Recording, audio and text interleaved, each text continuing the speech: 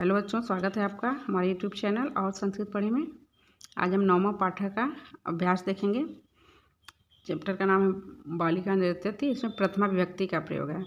हमने पुरुष का प्रयोग जैसे उत्तम पुरुष, मध्यम पुरुष, प्रथम पुरुष, इन सब का प्रयोग हमने पढ़ लिया, समझ लिया। अब हम विभक्ति पर आते हैं। विभक्तियाँ 7 होती हैं ना, जैसा आप लोगों को पता है। तो हम लोग प्रथमा विभक्ति का प्रयोग करेंगे। इसमें जो पुरुष हैं उनके अनुसार क्रियाएं लगती हैं, इस सबका इसमें मेल जोल रहता है, ये सब मिला हुआ रहेगा। अब हमें विभक्तियों का ध्यान देना है इसमें। तो आइए चैप्टर को देखते हैं और समझते हैं। अभ्यास देखिए, शब्दार्थ को आप लोग कंठस्थ कर लीजिए। पहला प्रश्न देखिए, पश्यत लिखत च। पश्यत मतलब देखिए, लिखत लिखिए, च और देखिए और लिखिए। प्रश्न है कुक्कुरः धावति। इसमें धाव धातु लगा है, इसके अनुसार रूप बनाना है। तो कुत्ता कितना है? एक है। तो एक वचन का कर्ता तो उसके बाद क्रिया भी एक वचन की ही लगेगी।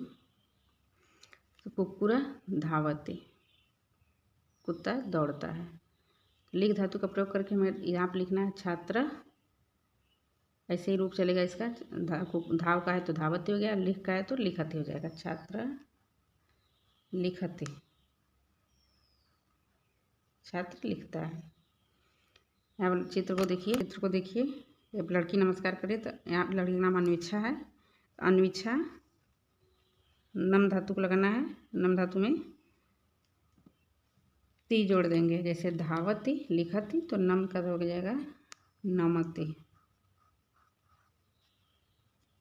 समझ में आ रहा है आप लोग? गद्य सुपकार, पच धातु है तो इसमें ती जोड़ेंगे, पचती। सुपकार पचती। बालक खेल है, ती जोड़ेंगे, बालक खेलते। देखिए बालक खेल रहा है। फिर रमेश, पठ धातु से क्या रूप बनेगा? हाँ, पठती। रमेश पढ़ता है। प्रश्न देखिए, अधोलिखित नाम परस्परम मेलन कुरुत। निम्नलिखित का परस्पर मेल कीजिए। खग, खग मतलब क्या होता है? पक्षी। खग मतलब पक्षी। तो पक्षी काम क्या है?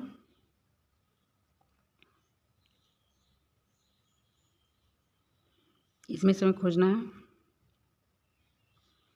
धावती, कूजती, पठती, पिबती, पचती। पक्षी इसमें से क्या काम कर रहा है? कूजने का काम करता है। कूजना यानी बोलना। क्या हो गया? कूजती, खग कूजती। फिर बालिका, बालिका का इसमें से क्या होगा? धावती, कूजती, पठती, पिबती, पचती। इसमें कूजती का तो हो गया। तो बालिका क्या क्या काम है? पठती, बालिका पढ़ती है। दुग्धम,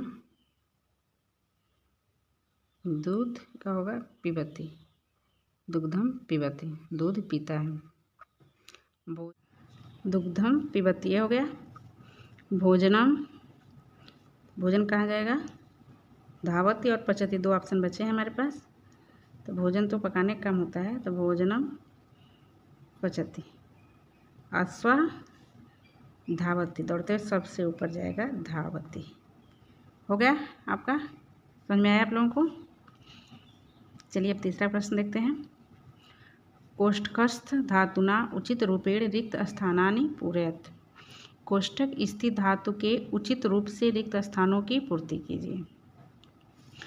यहाँ देखिए कोष्ठ में कुछ धातुएँ दिए गए हैं। पठ, लिख, पच, वध, खेल, धाव, ये सब दिए गए हैं। हमें क्या करना है? इन कर्ता के अनुसार धातुओं के रूपों को लिखना है। जैसे कि बालकः पठति, पठ धातु से पठति रूप बना। बालक पढ़ता है, लड़का पढ़ता है। तो ये बालक भी एक वचन में और पठती क्रिया जो है ये भी एक वचन में है। अब यहाँ पर क्या है, बालिका लिख, तो यहाँ पर क्या होगा, अब हमें बालिका का पहले पता लगाना होगा कि बालिका कौन सा रूप है। बालिका शब्द के बहुवचन का रूप है, बालिका, बालिके, बालिका। बालिका मतलब बहुत सी लड़कियां हैं, बालिकाएं हैं, तो इसके साथ हमारी क्रिया भी बहुवचन की होगी। जब ये शब्द बहुवचन का है तो क्रिया भी बहुवचन की होगी। तो लिख धातु का क्या हो जाएगा, लिखति, लिखतः, लिखन्ति। समझ में आ रहा है आप लोगों को। कर्ता एक वचन में, क्रिया एक वचन में, कर्ता बहुवचन में तो उसकी क्रिया भी बहुवचन में। अब देखिए अम्बा, अम्बा के साथ पच धातु लगाना है, क्या हो जाएगा, अम्बा, माँ तो एक है, अम्बा पचती, हो गया पच धातु से पचती, अम्बा पचती। फिर ग देखिए, यहाँ पर हो गया अम्बा पचती। ग देखिए पितामह, पितामह एक है तो वध का एक वचन का रूप लगेगा वदती। पितामह यानी दादाजी जो होते हैं।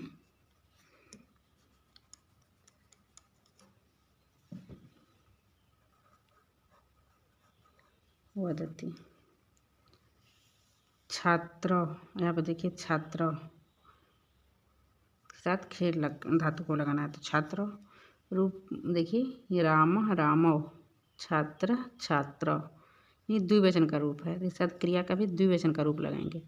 खेलती, खेलतः, खेलन्ति होता है, तो खेलती एक वचन हो गया, खेलतः क्या हो गया, द्विवचन हो गया। एक साथ लगेगा खेलतः,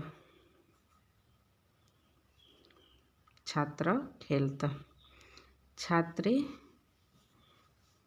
धाव धातु यहाँ पर लगाना है हमें, तो छात्र एक किस वचन में रूप चलता है,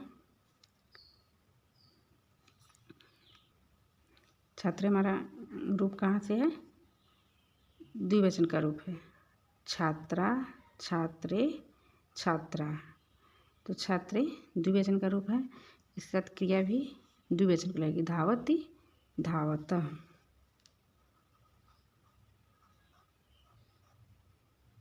फिर बहुवचन होती है धावन्ति, तो छात्रे धावता, दो छात्राएं दौड़ती हैं।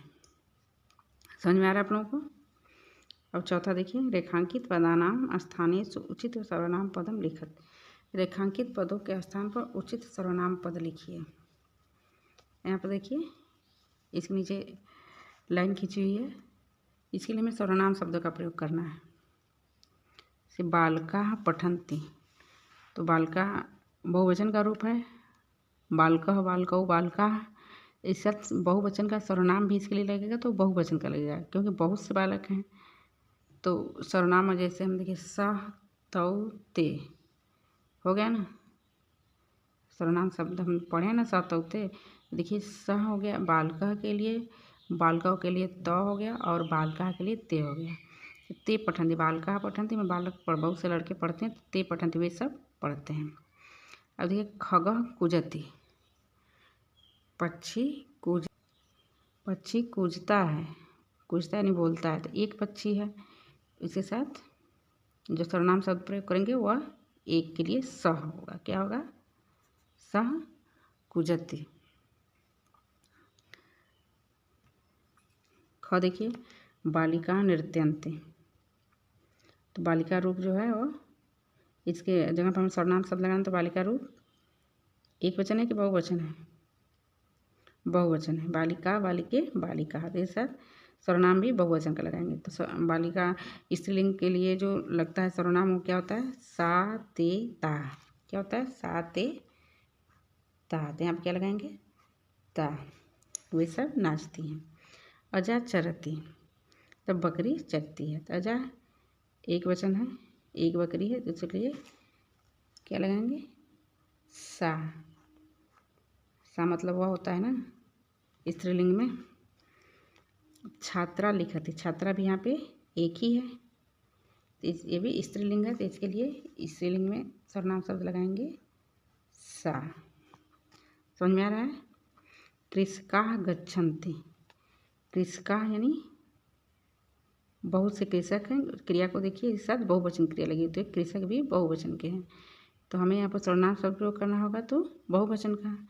कृषक पुल्लिंग होते हैं, किसान, तो पुल्लिंग के लिए जो हम सर्वनाम पद लगाएंगे वो बहुवचन में होना चाहिए। तो क्या होगा, स लगाएंगे, त लगाएंगे, ते लगाएंगे। क्या लगाएंगे, ते। सह तौ ते, ते गच्छन्ति। कृषकाः गच्छन्ति, किसान जाते हैं, वे जाते हैं। हो गया। आप लोगों को अच्छी तरह समझ में आया होगा। आगे के चैप्टर के लिए हमारे साथ यूँ ही बने रहिए। धन्यवाद।